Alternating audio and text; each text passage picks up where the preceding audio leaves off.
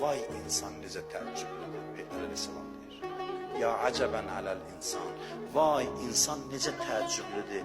Ləqəd məkkənnəhumullah minəl iqtidai bih. Deyir ki, Allah onu elə bir mövqeyə qoyub ki, Allaha iqtida eləsin. Bu insan dinlə təəccüblüdür ki, Allaha iqtida eləyə bilər.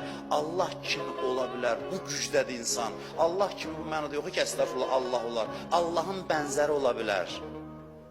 Allahın sifətlərinin güzgüsü ola bilər. Ondan sonra deyir ki, yəd'unə zalik bil iqtidai bil bəhaim. Üzr istəyirəm bu hədisi dediyimə görə, amma əleyhissalamın sözüdür. Deyir, bütün bu gücünü istifadə edir, neyir?